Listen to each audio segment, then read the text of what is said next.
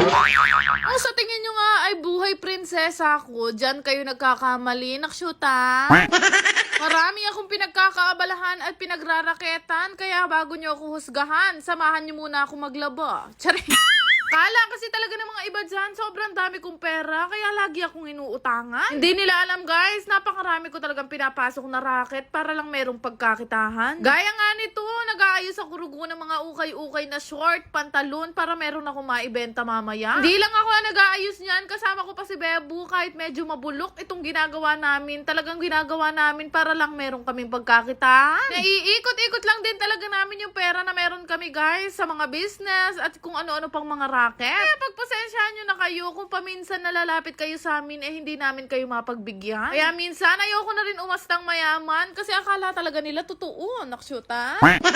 Anti mo kanini, sobrang nahihirapan ako mag voice over pero kailangan. Mamaga din kasi yung tonsil ko guys, kaka live selling. Pero hindi ako pwedeng hindi mag-upload dahil mamimiss nyo ako. Umamin kayo.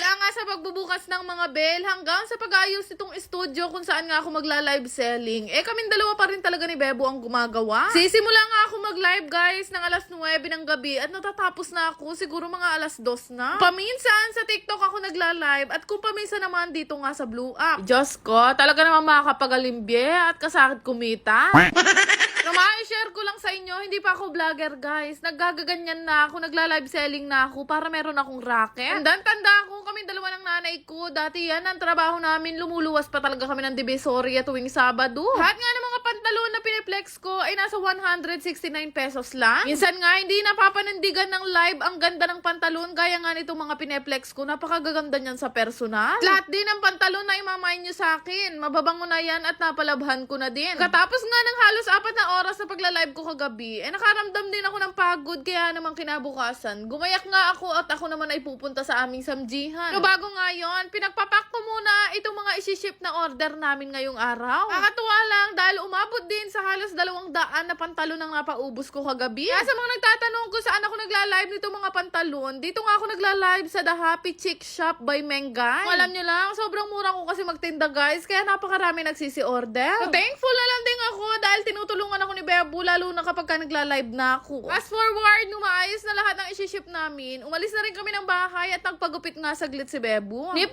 na nga ako niyan guys, 30 minutes na ako nandito sa sasakyan, nakain ko na lahat ng mga nanditong nagtitinda.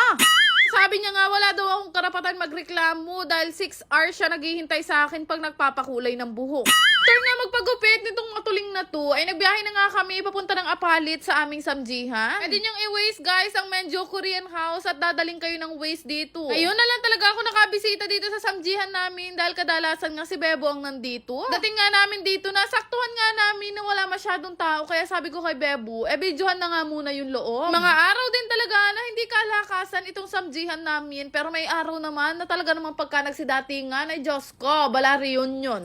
Pinagpapasalamat ko pa din na sa loob ng halos 1 taon na pagbubukas namin ng samjihan dito sa looban, hindi talaga kami nawawala ng customer at lagi kaming binabalik-balikan. Sabi ko nga sa inyo, sa loob ng 1 taon, may mga customer talaga tayo na hindi natin maipiplease o maibibigay yung service na gusto nila. Noon pa man, malaki lesson yun sa buhay pagbibusiness naming dalawa ni Bebo. Lagi ko ang sinasabi na appreciate ko yung pagpunta, yung pagdayo nyo para lang makakain dito sa samjihan namin. Kaya nga ngayon, hindi namin ina-expect na marami talagang kakain, kaya konti lang din yung staff na pinapasok namin. Promo din kasi kami guys, na 4+1.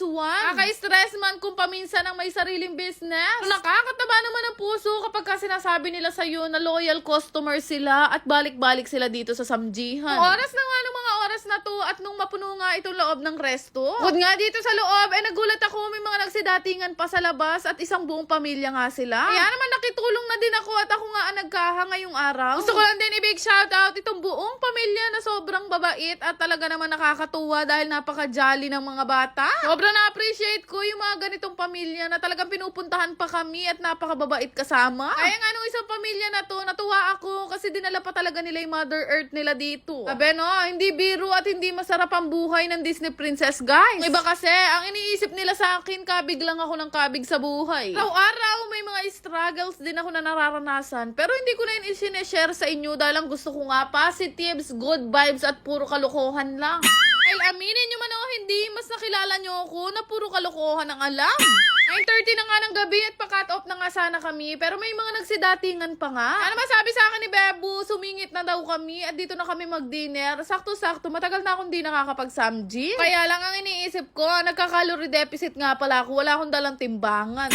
Hindi ko rin naman matitiis itong samjihan namin dahil napakasarap ng cheese at chicken. Ayun nga, magsikain na tayo at kung napanood mo to, ito na ang sign para bisitahin mo na rin ako dito sa Menjo Korean House. Yun lang naman ang chika ng Disney Princess ngayong araw. Sana meron kayong natutunan. Nakshuta! lang naman. Salamat!